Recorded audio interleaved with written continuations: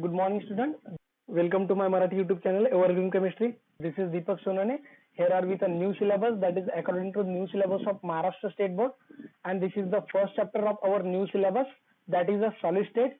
In this chapter, we are going to see each and every property which is related to the solids, why the solids are hard in nature, why they have some rigidity, the defects inside the solids, all the things which is related with the solid we are going to see in this chapter. I think this video should be going to very interesting. So let's start the video.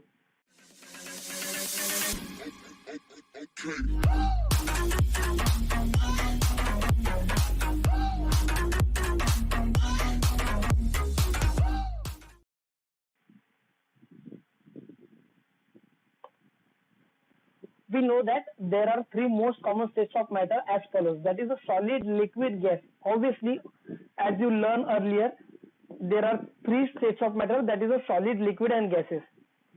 Can you observe something? Here it is a gas, here it is a liquid and here it is a solid. In first container, there are some molecules which are able to move anywhere inside the container. Why? Because the molecules of the gas are able to move anywhere, because there is a no intermolecular forces of attraction between the molecules. Means we cannot say there is a no intermolecular force of attraction, but there are a very negligible intermolecular force of attraction between the molecules which is present in the gas. As we discussed for the liquid, they having some intermolecular forces of attraction but not as a gas. Means they having intermolecular force of attraction between the molecules. दोन molecules मध्ये intermolecular forces of attraction असणार, but ते कसं असणार, not so strong and not so weak. Means at intermediate level they having an intermolecular force of attraction. As discussed for the solids, solids also have the intermolecular forces of attraction but a very strong intermolecular forces of attraction. Solids having a very strong intermolecular forces of attraction, that's why they are not able to move. जसं की आपण पाहू शकतो बाकीचे जे containers आहेत त्या containers मध्ये molecules are able to move, but in solids the molecules are not able to, because दोन मॉलिक्युल्स मध्ये इंटरमॉलिक्युलर फोर्स ऑफ अट्रॅक्शन खूप जास्त असल्यामुळे ते एकमेकांपासून दूर जाऊ शकत नाहीत, because they are not able to move away from each other. Why? Because there is a strong intermolecular force of attraction between them. Let's go for the next slide. Now in chapter only we are studying a solid state. Obviously the chapter चं solid state नाव आहे म्हटलं आपण solid state बद्दलच discuss करणार आहे. ठीक आहे. What is solid? Obviously the first question that is arises, what is solid? Exactly solid आहे काय? The solid is a substance which having a rigidity, are hard in nature and they do not flow in nature, having a fixed shape, fixed volume. जर solid बद्दल सांगायचं झालं तर आपण हेच सांगू शकतो. ठीक आहे. Let's see. Solid, it is one of the form of matter which possess a rigidity, do not flow and hence have a definite shape and definite value. बघा आपण सॉलिडचे मॉलिक्युल जे पाहिले ते एकमेकांपासून दूर नाहीये, ते एकमेकांना स्ट्रॉंगली अटॅच आहेत. That's why the solids having a rigidity, means एक प्रकारचा कडकपणा त्याच्यामध्ये असणार आहे. They do not flow in open environment. They are not able to flow unless you don't touch it. तुम्ही जर त्याला टच केलं नाही तर ते नेचर मध्ये फ्लो होऊ शकत नाही. Why? Because they are compactly arrange inside the solid. Hence obviously compact arrangement असल्यामुळे they having a definite shape, okay, and they also having a definite volume. That is called as a solid. So here are some properties, here are some characteristics which are strictly followed by the solids. Let's see. The first one, they have a definite volume or fixed volume. Solid always have a fixed volume. What is fixed volume? Let's consider an example. If we take an container of 1 liter, जर तुम्ही एक लिटरचं जर container घेतला आणि त्याच्यामध्ये जर तुम्ही पाणी फिल केलं तर ते 1 लिटर बसणार आहे. ठीक आहे. जर तुम्ही त्याच्यात पेट्रोल फिल केलं 1 लिटर तर तेही 1 लिटर बसणार आहे. मीन्स कोणत्याही प्रकारचं लिक्विड जर तुम्ही त्या कंटेनरमध्ये 1 लिटरच्या कंटेनरमध्ये तर फक्त आणि फक्त liquid 1 litre, because the solid have a fix volume. The second one, that is they have a definite shape. Obviously the solid also have a definite shape, means each and every solid which is present in our atmosphere having a definite shape. The shape of the solid are not going to change with the time. Means solidचा shape time नुसार change होत जाणार नाही. Why? Because there is a compact arrangement. Third one, they have a very low compressibility. Okay, if you try to bend the solids, if you try to compress the solid, you cannot. Why? Because the reason is same. The molecules are close to each other.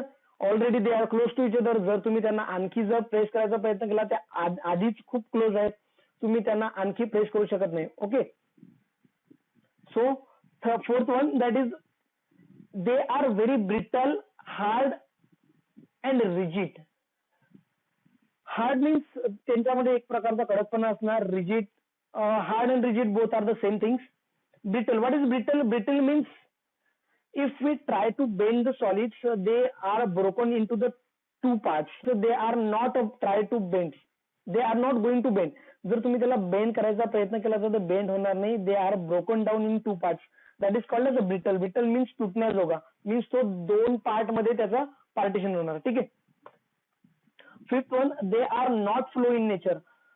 Solids are not going to flow in nature. In open environment, the solid are not going to flow. Why? Because the solids is very stable in nature. They are not going to change their position in open environment unless you don't touch it. Particle of the solid only vibrate at their position. जसं की आपण first slide मध्ये पाहिलं बघा. So these are the particles of the solids. Let me take one color. So these are the particles of the solids. They are only are going to vibrate at their position. So they are not going to change their position. ते फक्त जागेवरतीच vibrate होत आहेत, ते त्यांची position change करत नाही. Let me take example. Consider a bus which is a full of passengers. Means एखादी bus full of passenger नाही. If a driver apply the brake to the bus, each and every passenger inside the bus will collide on the next person. तो प्रत्येक passenger जो त्याच्या जागेवरती present आहे तो समोरच्या व्यक्तीवर जाऊन कोलाइड होणार. But still the passenger are at their own position. So they are not going to change their position. The same scenario we are going to see in solids. Means the each and every particle are not going to change their position. Only they are vibrate at their position.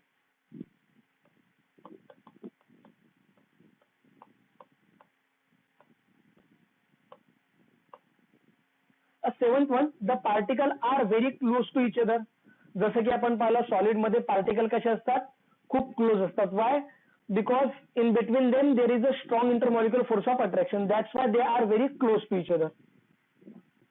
Eight one, the intermolecular forces are very stronger than a liquid gas state. जसं की आपण पहिल्या slide मध्ये पाहिलं, गॅसचे molecule आणि लिक्विडच्या molecule यांच्या comparison मध्ये सॉलिडचे molecules close to each other आहेत.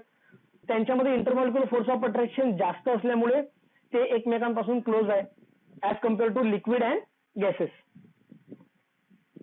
How does the solid state is different from other two states? Obviously जर सॉलिड, लिक्विड, गॅस असे तीन प्रकारचे जर पार्ट्स आहेत तर ते एकमेकांपासून का डिफर करतात? Why the solids are differ from liquid and gases? Here are some reasons. So let discuss one by one.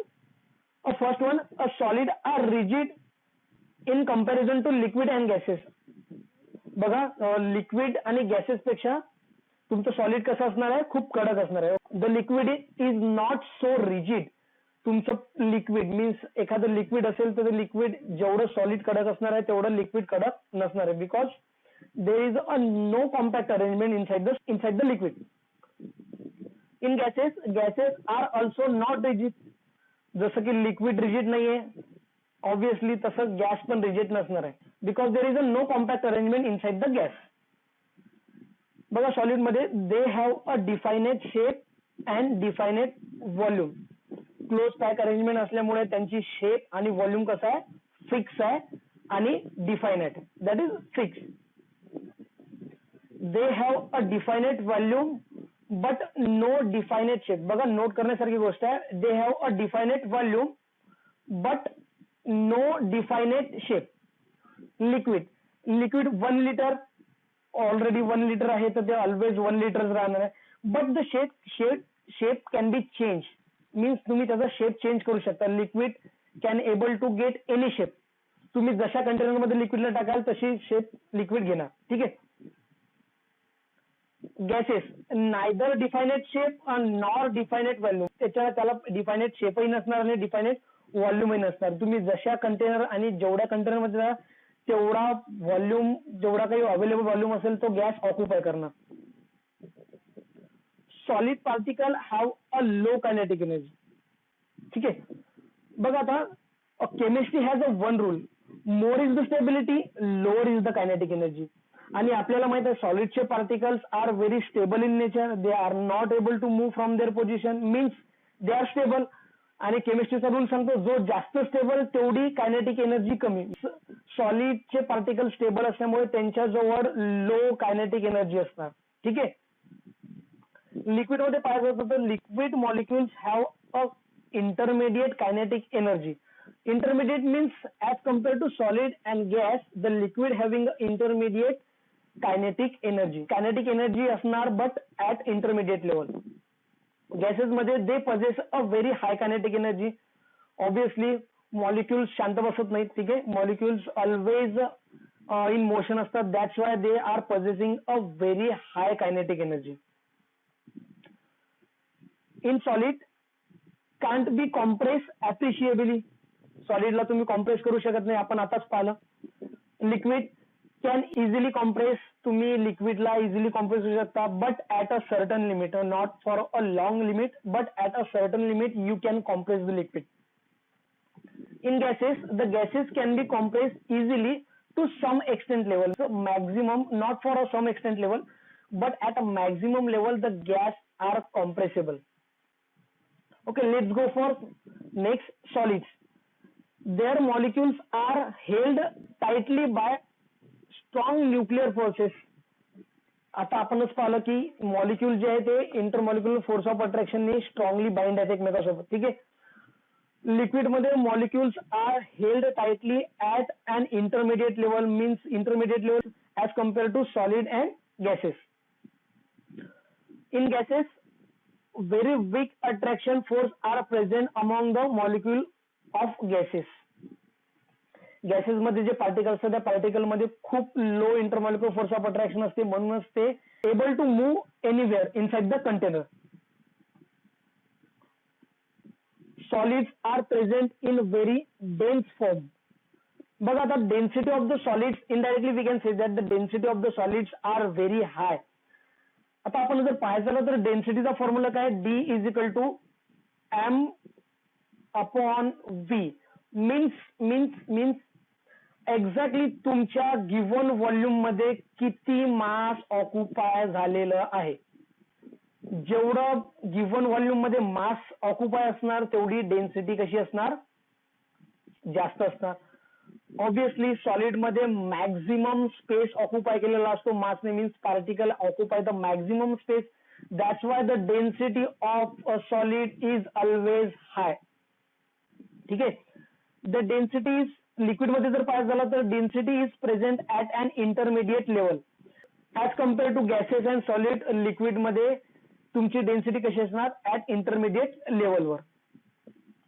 आणि गॅसेस मध्ये पाहायचं झालं तर gases possesses a very low density as compare to solid and liquid. Next one, solid can not flow easily. Obviously आपल्याला माहित आहे solid नाही flow होऊ शकत नेचरमध्ये unless you don't touch it. ठीक आहे. लिक्विड मध्ये known by flowing property means काय, means each and every liquid are not able to flow. So त्याची फ्लुइडिटी आपल्याला त्याच्या प्रॉपर्टीवरून डिफाईन करू शकतो की लिक्विड फ्लो होणार की नाही. each and every liquid cannot be flown. Gases मध्ये फ्लो अँड इव्हॉपरेट इझिली. सगळ्यांनाच माहिती आहे गॅसेस फ्लो पण होतात आणि इझिली इव्हॉपरेट होतात, ते एस्केप होऊन जातात. ठीक आहे. मीन्स जसं कंटेनर आपण ओपन करू तसंच ते कंटेनरच्या बाहेर एस्केप व्हायला सुरू होतात. सॉलिड मध्ये the diffusion rate is very low. What is diffusion, diffusion means पसरण्याचा जो रेट आहे तो low. Obviously solids are not able to diffuse because the compact arrangement. Again reason same आहे प्रत्येक गोष्टीसाठी. मॅक्झिमम रिझन हेच आहे की due to the compactness inside the solids are hard, rigid and they don't flow, they don't diffuse in nature. Liquid, the diffusion rate is moderate. माहिती आहे आपल्याला liquid जे पसरण्याचा रेश जो असतो लिक्विडचा तो इंटरमिडिएट लेवल असतो as compare to solid and gas. Diffusion at a very high rate. बघा गॅसचं डिफ्युजन खूप हाय रेट नेऊ शकतं, ठीक आहे, कारण की इंटरमॉलिक्युलर फोर्सेस प्रेझेंट नाही आहे पार्टिकलच्या मध्ये, म्हणून they are able to diffuse at anywhere. Let's go for the next slide.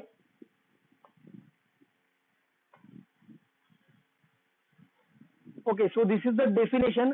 Solidity is one of the form of the matter which possess a rigidity, do not flow, and hence have definite shape, definite volume is called as solid.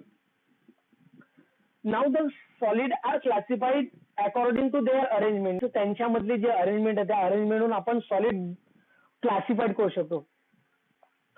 Classification of solid on the basis of there nature of order present in the arrangement. आता सांगितलं मी, ठीक आहे, त्यांच्या arrangement वरून आपण सॉलिडला classify करू शकतो. Of their constituent particle, म्हणजे त्यांच्यामध्ये जे पार्टिकल्स आहेत कॉन्स्टिट्युएंट पार्टिकल, त्यांच्या बेसिसवर आपण सॉलिडला क्लासिफाय करू शकतो. So the solids are classified into the two types, that is first one a crystalline solid and second one that is a amorphous solids. Why? Because they having a different arrangement, means crystalline मध्ये different arrangement असणार आणि amorphous मध्ये different arrangement असणार. That's why they are categorized into two categories. Let's see one by one. Let's continue for the crystalline solid. Crystalline solid. The crystalline solid have a regular 3D arrangement of particle called as a crystalline solid.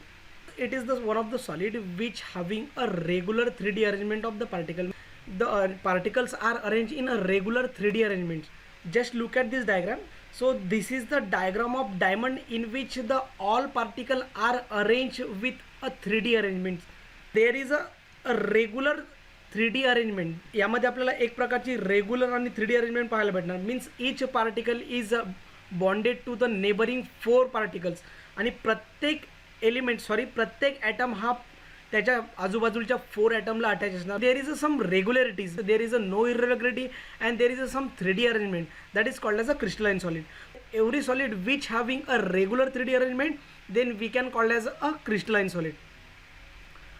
So here it is some properties that is some characteristics which strictly followed by the crystalline solid. Let's discuss one by one.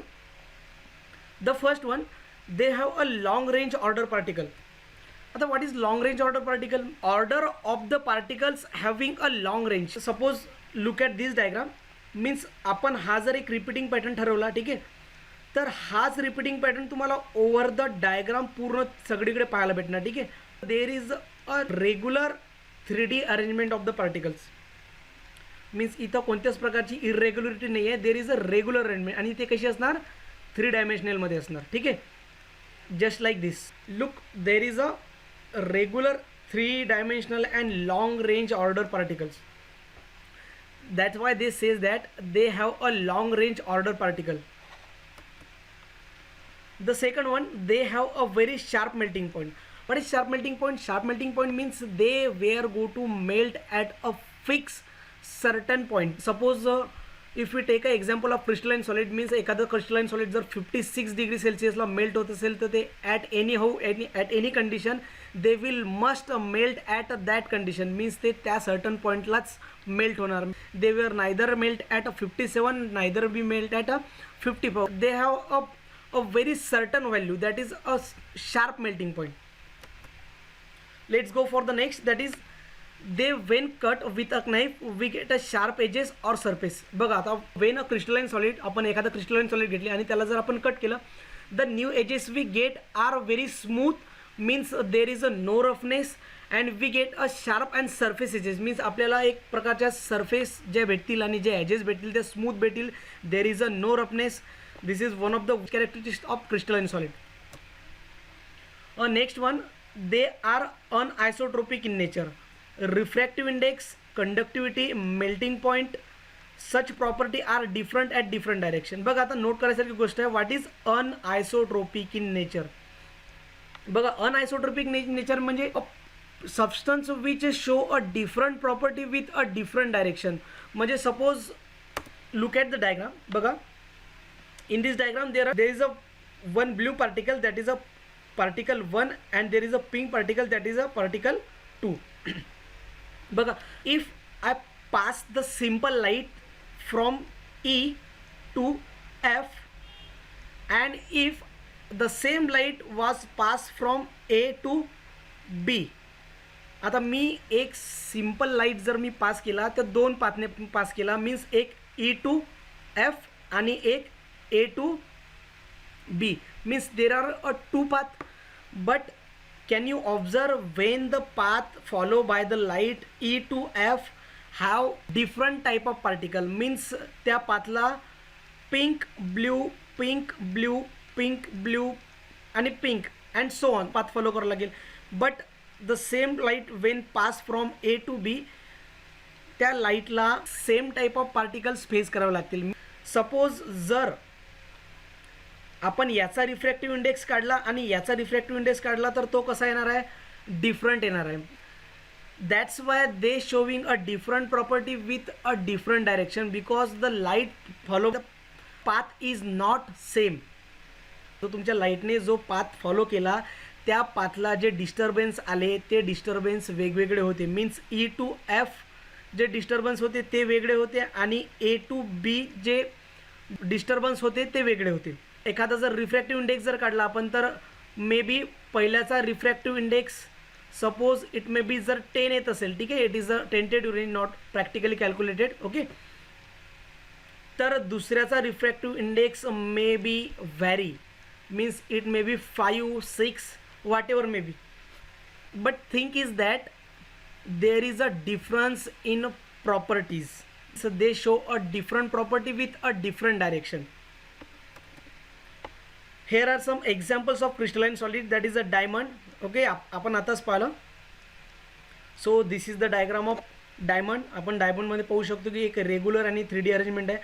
आपण जर डायमंडला cut केलं तर आपल्याला त्या edges कशा भेटतील, sharp edges भेटतील, ठीक आहे. आणि डायमंडचा जो मेल्टिंग पॉईंट असेल कसा असेल, तो शार्प मेल्ट पॉईंट असेल, मी तो ॲट अ स्पेसिफिक टेम्परेचरवरच मेल्ट होणार. Then the diamond are anisotropic in nature, obviously तो जर क्रिस्टलाइन सॉलिड आहे म्हटल्यावर तो अनआयसोट्रोपिक इन नेचरच असणार, ठीक आहे. तसेच बरेच एक्झाम्पल आहेत, KCl आहे, KMnO4, NaBr, KBr, ice, salt, NaCl, copper. That's all the examples of crystalline solid. Let move to the next slide. The next one that is a amorphous solid. आता amorphous solid, what is amorphous solid? Following are the some characteristics of amorphous solids. So first one properties, that is they are a solid, that is a amorphous solids which does not show the regular 3D arrangement of the particles. बघा आता आपण crystalline solid मध्ये काय पाहिलं तर there is a regular 3D arrangement of the particle, but here there is a no regular 3D arrangement of particle. Means आपल्याला ज्या पार्टिकलची जी arrangement आहे ती रेग्युलर पाहायला भेटणार नाही. ऑब्वियसली 3D असेल but not a regular. There is a irregular arrangement. कशी असणार, इररेग्युलर अरेंजमेंट असणार. See, just look at the diagram.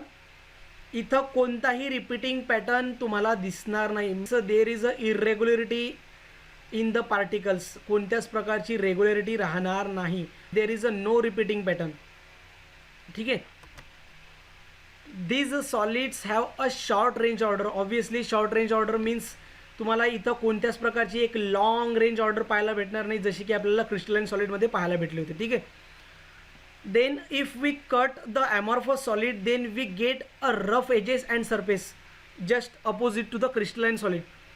जसं क्रिस्टलाइन सॉलिडमध्ये आपल्याला जे काही एजेस कट केल्यानंतर, नाईफनी कट केल्यानंतर जे काही एजेस सरफेस स्मूथ भेटणार होते ते amorphous सॉलिडमध्ये आपल्याला भेटणार नाही. Why? Because they are not having a regular 3D arrangement. That's why we are getting a rough edges. ठीक है.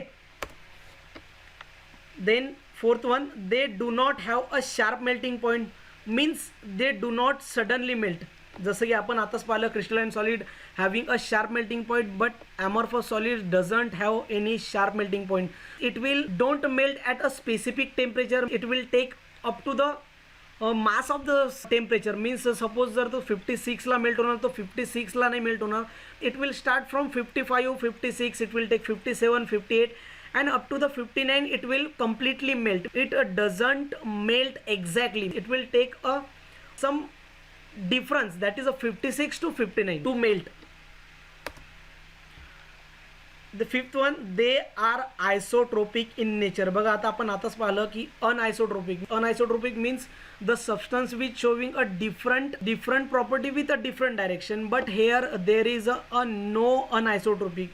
The amorphous solids are always isotropic in nature. Isotropic means they showing a same property with a different direction. कोणत्याही डायरेक्शनला जर पाहिलं तर तुम्हाला त्याची जी property आहे ती तुम्हाला सेम भेटणार. आता त्याचं रिझन काय एक्झॅक्टली आपण जेव्हा पाहिलं होतं की आपण दोन वेगवेगळे लाईट पाथ फॉलो केले होते, ठीक आहे, त्या पाथला जो डिस्टर्बन्स होता तो वेगवेगळा होता. बट हेअर आपण सपोज ए पाथने जर लाईट फॉलो केला आणि बी पाथने जर लाईट फॉलो केला तर बोथ पाथला जे डिस्टर्बन्स आहेत ते सेम आहेत.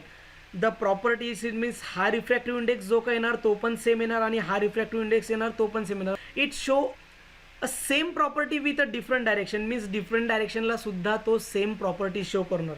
ओके, ठीक आहे. जसं की मी आता सांगितलं, जर आपण हा पाथ फॉलो केला, ठीक आहे, नंतर हा पाथ फॉलो केला तर दोन्ही पाथला they will show same property.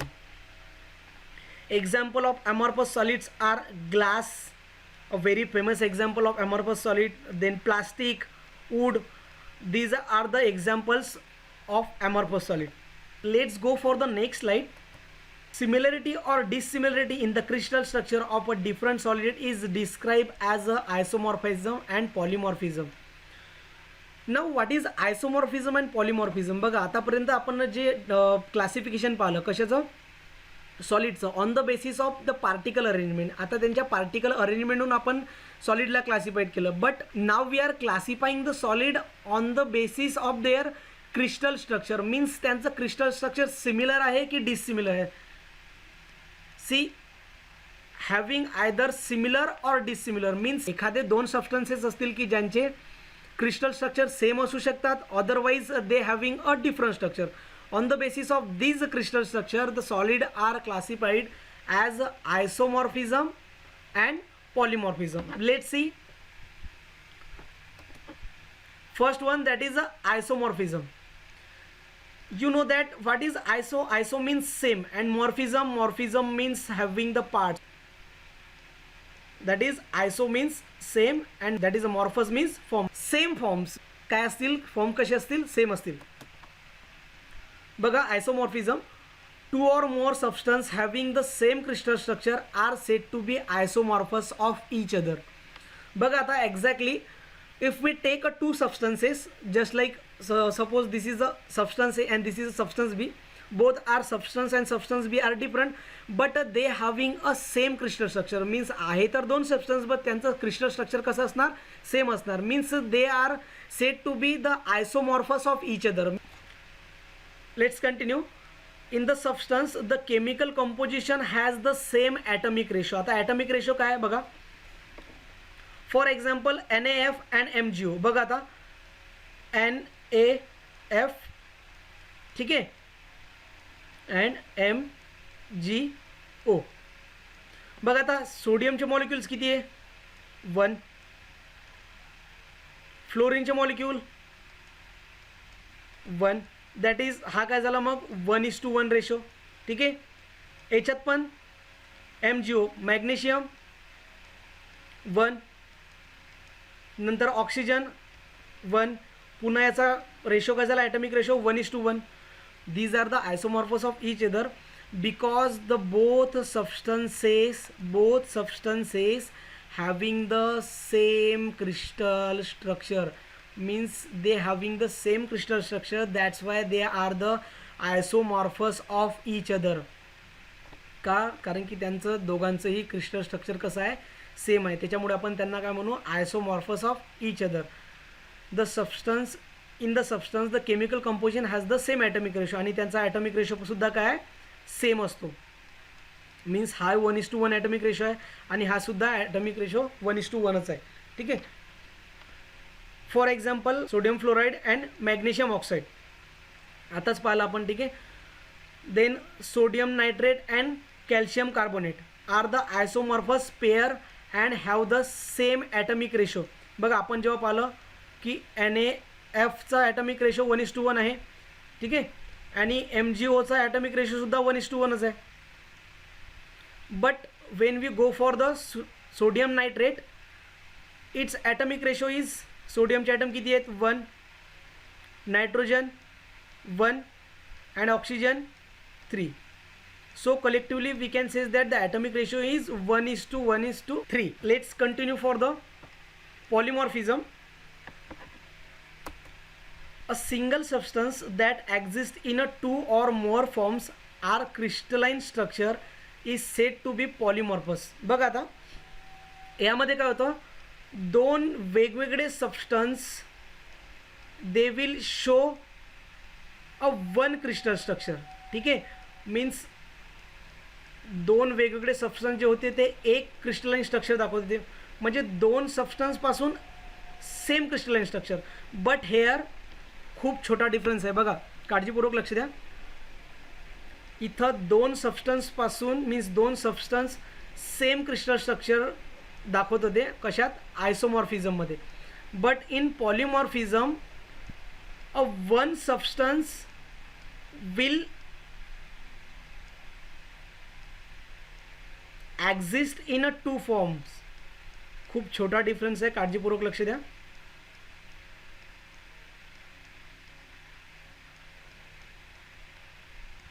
Opposite to the isomorphism. ठीक आहे. मीन्स आता एक सबस्टन्स आहे की जो दोन क्रिस्टलाइन फॉर्ममध्ये ॲक्झिस्ट करतो, आणि आयसोमॉर्फिझममध्ये काय होतं की दोन सबस्टन्स एका क्रिस्टलाइन फॉर्ममध्ये ॲक्झिस्ट करत होते. बट पॉलिमॉर्फिझममध्ये एक सबस्टन्स दोन क्रिस्टलाइन स्ट्रक्चरमध्ये ॲक्झिस्ट करतो. I hope you understand. Polymorphous of substance are form under a different conditions. For example calcite and aragonite are 2 forms of calcium carbonate. बघा म्हणजे कॅल्शियम कार्बोनेट हा झाला सपोज सबस्टन्स. ठीक आहे. आणि हे काही जे दोन आहेत that is calcite and aragonite, these are the crystalline structure. Means crystalline structure आहे ते कशाचे आहेत? कशाचे? कॅल्शियम कार्बोनेटचे. ठीक आहे. I hope understand. बघा alpha quartz, beta quartz and cristobalite are a 3 of the several form of silica. Means आता हा सिलिका झाला आपला सबस्टन्स, आणि these 3 are the crystal structure of silica. Means silica झाला सबस्टन्स, आणि त्या सबस्टन्सपासून 3 क्रिस्टल स्ट्रक्चर बनलेले आहे. That is alpha quartz, beta quartz and cristobalite. Polymorphism occurring in the element is called as allotropy. बघा आता ॲलोट्रॉप्स काय? Allotrope means the one substance can exist in a 2 or more forms. एक substance आहे, substance एक आहे, but तो 2 किंवा 3 फॉर्ममध्ये ॲक्झिस्ट करू शकतो. Just like a carbon. Main carbon exist करतो as a diamond, graphite and fluorine. These are the 3 allotropes of carbon. ठीक आहे ना. मीन्स कार्बन 3 ॲलोट्रॉपिक फॉर्ममध्ये ॲक्झिस्ट करू देतो, namely diamond, graphite and fluorine. These are the 3 allotrope of carbon. So classification of solid, this will we are going to learn in next video. So till then, stay tuned, stay home, stay safe.